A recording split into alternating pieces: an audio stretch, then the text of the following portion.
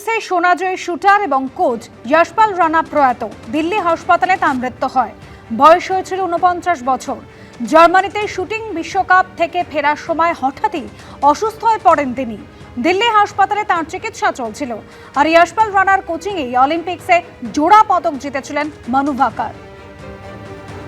Asian গেমসে সোনাজয়ী shooter এবং coach Yashpal Rana প্রয়াত। বয়স হয়েছিল ৪৯ বছর। জার্মানিতে শুটিং বিশ্বকাপ থেকে ফেরার সময় হঠাৎই অসুস্থ হয়ে পড়েন। দিল্লি হাসপাতালে তার মৃত্যু হয়।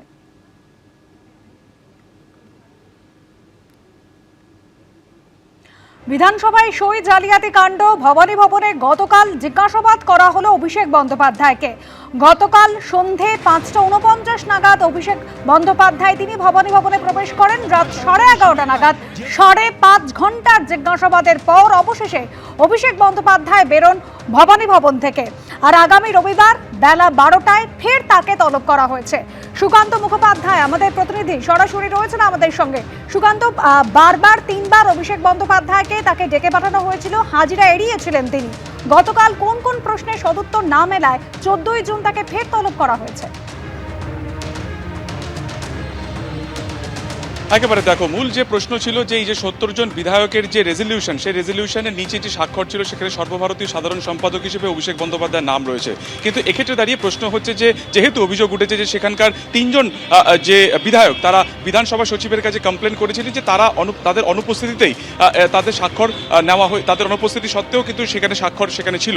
তো কিভাবে সেই স্বাক্ষর সেখানে গেল এবং সেক্ষেত্রে দাঁড়িয়ে তাদের অনুমতি নেওয়া হয়েছিল কিনা, এই যাবতীয় প্রশ্নের জন্যই কিন্তু কালকে সম্মুখীন হতে হয়েছিল তদন্তকারীদের সামনে অভিষেক বন্দ্যোপাধ্যায়কে। কিন্তু যেটা জানা যাচ্ছে যে বেশিরভাগ প্রশ্নের সদুত্তর তিনি দিতে পারেননি, বেশ কিছু প্রশ্নের উত্তর তিনি এড়িয়ে গিয়েছেন, সন্তোষজনক ছিল না, এবং সেই কারণে বেশ কিছু নথিপত্র নিয়ে ফের তাকে রবিবার অর্থাৎ 14 তারিখে ডাকা হয়েছে বেলা 12টার মধ্যে। গতকালকে এই 5.5 ঘন্টা ব্যাপী যে তাকে তদন্তের সম্মুখীন হতে হয়, সেখানে কিন্তু 12 জন সিটের সদস্যরা ছিলেন যারা স্পেশাল ইনভেস্টিগেশন টিম ছিলেন এসিআইডির, এবং তার পাশাপাশি এই টিমে কিন্তু হস্ত স্বাক্ষর বিশারদ সেও কিন্তু ছিল, অর্থাৎ হ্যান্ড রাইটিং এক্সপার্টিসও তারা কিন্তু ছিলেন।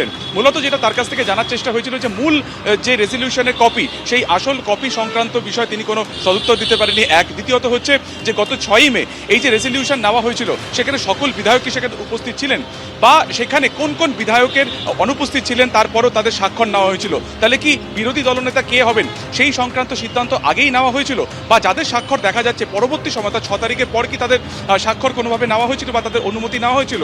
এরকম একাধিক প্রশ্নের উত্তর জানতে চাওয়া হয়, এবং সিআইডি সূত্রে খবর যে বেশিরভাগ প্রশ্নের উত্তর কিন্তু সেরকম সন্তোষজনক তিনি দিতে পারেননি। কিছু প্রশ্নের উত্তর তিনি কার্যত এড়িয়ে যান, বিশেষ করে এই রেজলিউশনের কপি বা আসল কপি কোথায় রয়েছে। তার কারণ গত মঙ্গলবার দিনকে আমরা জানি যখন দিল্লিতে অভিষেক বন্দ্যোপাধ্যায় ছিলেন, সেই সময় ক্যামাক স্ট্রিটে তার অফিসে এবং হরিশ চ্যাটার্জি স্ট্রিটে যে দলীয় অফিস রয়েছে সেখানে হানা দিয়েও কিন্তু এই আসল রেজলিউশন কপি পাওয়া যায়নি। এবিপি আনন্দ, এগিয়ে থাকে, এগিয়ে রাখে।